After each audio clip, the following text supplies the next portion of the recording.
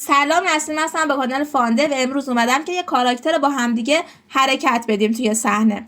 یه قسمت از این حرکت با کد هست. یه اسکریپت خیلی ساده می‌نویسیم و باهاش فقط حرکت میدیم. دوربین رو نمیچرخونیم، فعلا دوربین چرخشش رو توی ویدئوهای بعدی بهتون آموزش میدم. خب فعلا بریم که یه کاراکتر بسازیم. اینجا من فعلا کاراکتری نمیارم، از یه کپسول استفاده میکنم که واضح تر باشه واسهتون. یه کپسول میسازم، میام میذارمش روی زمین. خب برای اینکه کاراکترم که حرکت بکنه دوربینم باهاش بیاد، کاری که میکنم اینه که مین کامرام را که دوربینم هست میام میکنم این چایلد کپسولم. وقتی که شما یه آبجکتی میندازین داخل یه آبجکت دیگه میشه چایلد اون و اون آبجکت میشه پرنت مین کامرای من. رابطه چایلد و پرنتی هست اینجا به این ترتیبه که شما اگه کپسولا یعنی پرنت رو تکون بدین، چایلدش هم همراه باهاش حرکت میکنه. ببینید من الانم کپسول رو تکون میدم، دوربینم هم داره باهاش حرکت میکنه. پس الان من کامرای من چایلد کپسول من شد. خب میام یکم اینو تنظیم میکنم. مثلا اگه شما بخواین سوم شخص داشته باشین، دوربین سوم شخص داشته باشین، اینطوری میاین تنظیم میکنید. البته برای اینکه نرم باشه و اینا معمولا کسی نمیاد دوربینا چایلد بکنه، راههای دیگه ای داره، اما خب الان میتونین از این استفاده کنه. یعنی الان شد دوربین سوم شخص. اگه خواستین اول شخص باشه میرین تو چش طرف. نمیخوام فعلا برم تو چش طرف. خب این از تنظیمات هایرارکی که الان دارم. حالا چیز دیگه که لازم داریم چیه؟ این کپسول کالایدر رو برمیداریم. خب ببینید برای اینکه یک کاراکتر حرکت بکنه راههای خیلی زیادی توی یونیتی هست، اما من ساده ترینش رو انتخاب کردم واسه شما، چون اونا معمولا کدای یکم پیچیده تری داره و شاید مفهومش یکم سخت تر باشه واسه شما. حالا من میام ساده ترینش رو انتخاب کردم که با استفاده از کامپوننت کاراکتر کنترلر هست. شما روی آبجکت کپسول یه کامپوننت به اسم کاراکتر کنترلر قرار میدین.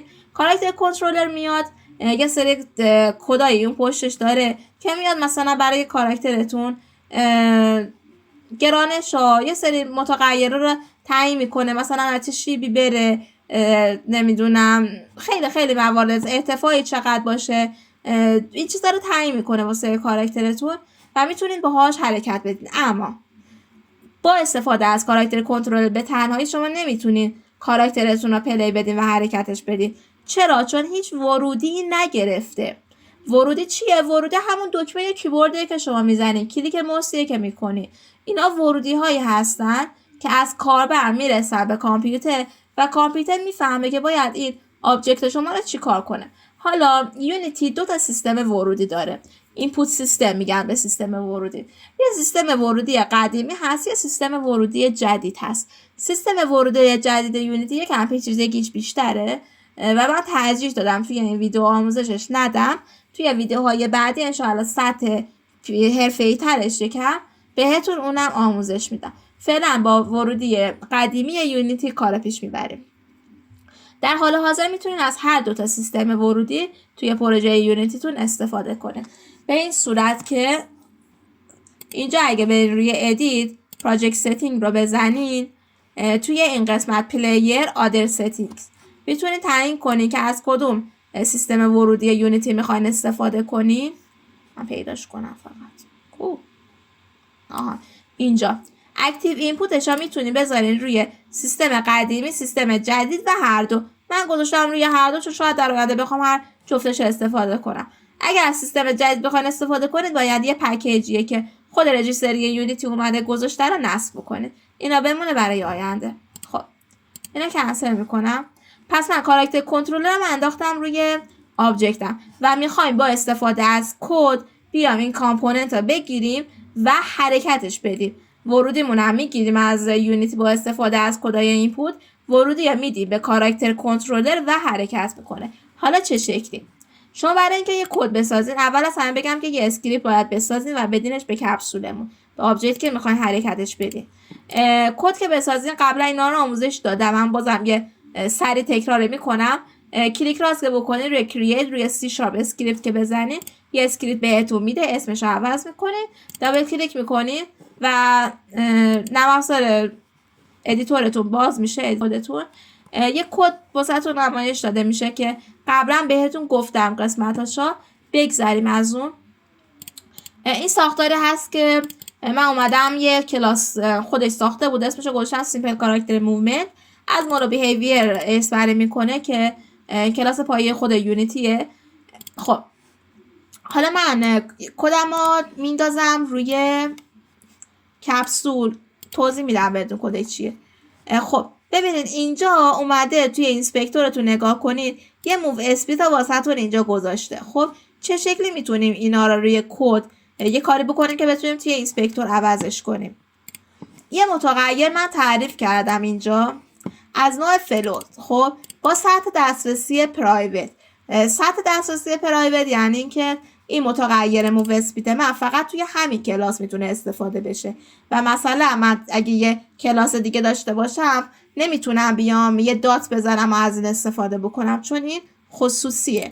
اگه پابلیک باشه میشه همه جا ازش استفاده کرد. خب من اومدم یه سریالایز فیلد گذاشتم قبل متغیرم. این یعنی چه؟ این دقیقاً کاری میکنه که شما توی اینسپکتور بتونید متغیرتون رو نمایش بدین و اینجا مقدار دهیش بکنه. اگه این سریالایز فیلد نباشه اینجا هیچی بهتون توی اینسپکتور نشون نمیده. خب من اول از همه یه حرکت سرعت حرکت میخوام. طبیعتا وقتی میخواد کاراکتر حرکت کنه یه سرعتی باید داشته باشه. اومدم یه متغیر فلو تعیین کردم که بتونم مثلا نیما اینا هم بذارم، 5 نیما اینا. از اسمش هم گذاشتم آندرلاین موو اسپید. چرا آندرلاین گذاشتم؟ معمولا توی کد نویسی شما وقتی میخواین متغیر پرایوت رو تعریف کنین یه چطوری بگم مثل یه رسمیه، مثل یه دیزاینیه توی کد نویسی که میان یه آندرلاین قبل از متغیرای پرایوت تعیین میذارن و حرف اولش و حرف کوچیک میان تعریف میکنن. اگه پابلیک باشه این آندرلاین نیست و حرف اول حرف بزرگ هست. اینا یه سری چیزیه که شما میتونید نکنین این کارو. مثل این ببینید این کنترلر هیچی نداره، میتونید نکنه. اما اگه از همین الان اینا رو یاد بگیرین یه کد خیلی خوانا و منظم تری میتونید بزنید. خب پس من اومدم یه موو اسپید تعیین کردم، یه عدد 5 هم انداختم روش. میخوام سرعت حرکتم 5 باشه. میتونم بعدا هر جور دلم بخواد توی اینجا سرعتمو عوض کنم و اعمال میشه روی اینجا هم. خب میریم خط بعدی.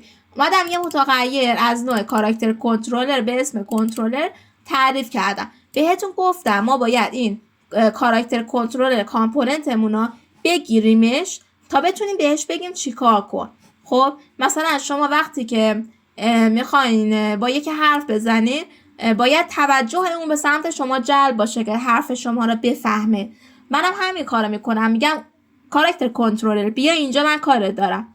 حالا میخوام یه چیزی بهش بگم.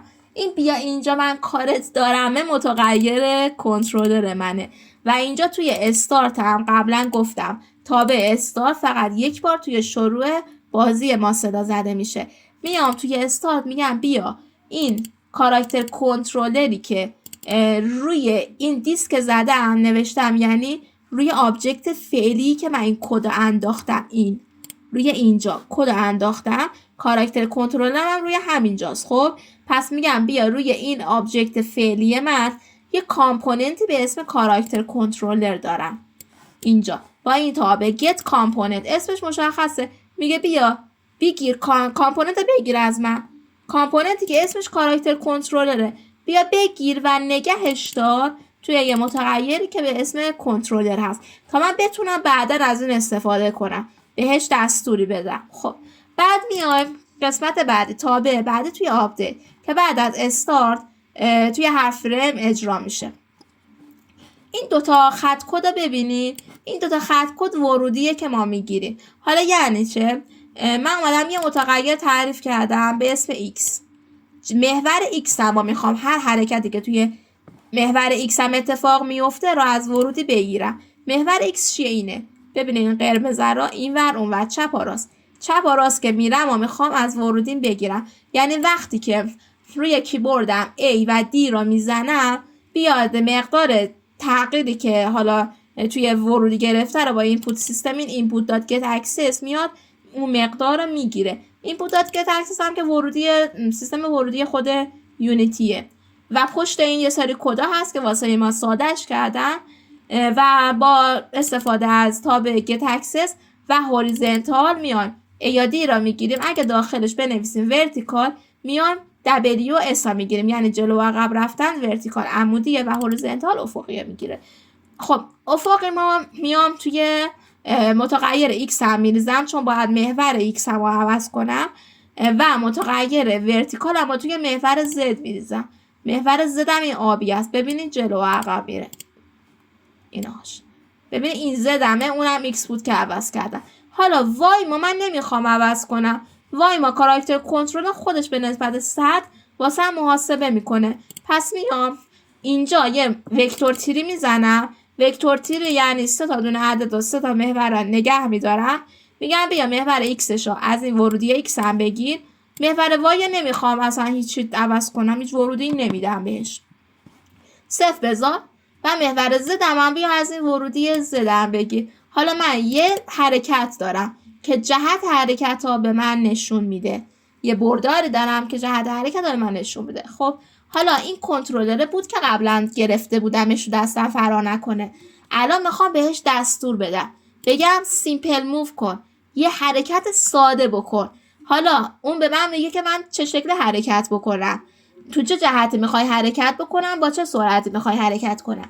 من بهش میگم توی جهت موو که قبلا از ورودی گرفتم ضرب داره سرعت حرکتی که میخوام حرکت کن و این کنترلره میاد واسه من حرکت رو انجام میده. حالا بریم ببینیم این کنترلره چیکار میکنه. پلی میکنم.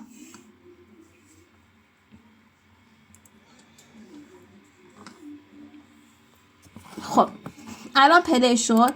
روی کلیک میکنم روی پنجره گیمم. روی سین کلیک نکنین، نمیتونین حرکت کنین روی سین.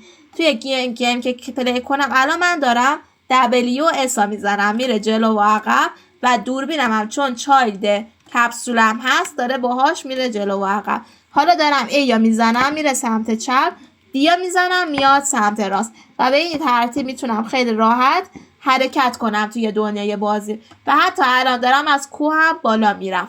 حالا تا یه حدی بیشتر نمیتونم بالا برم چون اینجا توی کاراکتر کنترلرم گفتم که بیا زاویه 45 درجه را فقط بالا برو. اینجا تعیین میکنی که اگه مثلا میخوای از کوه بالا اینا کم میکنی زیاد میکنی، میتونی با این پارامترها بگی بهش که چه میزانی بره بالا و پایین.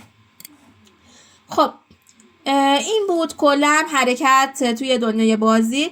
من برای اینکه بخوام با موس ورودی بگیرم و هرچی موس رو تکون میدم دوربینم هم به چرخه، یک کد جدای ویدئوی جدا واسه رو تهیه میکنم که این ویدئو طولانی نشه و همین دیگه، چیز دیگه ندارم بگم. میخواستم از اول ویدئو بگم، همیشه میخوام اول بگم میون آخرش. سابسکرایب اگه هنوز نکردین یادتون نره که من هر هفته الان تقریبا فکر کنم دارم 7 ویدئو میذارم، اما مینیمم دیگه 3 تا 4 تا ویدئوی آموزش واسه قرار میدم از موضوعات مختلف، از بازی سازی گرفته تا ریاضیات تا ساده کردن تمام مباحث سختی که شما نمیتونین به سادگی پیداش بکنین واسهتون اینجا میذارم. پس سابسکرایب کنین که منو گم نکنین، کامنت باز هم بذارین، با هم ارتباط داشته باشین تا واقعا حس کنم که دارین آموزش رو میبینین و دوست دارین یا نه. یعنی که اگه دوست ندارین حداقل تغییر بدم لحن صحبت کردنم. و همین دیگه، لایک هم بکنین دیگه، دیسلایک نکنین، لایک بکنین. خداحافظ.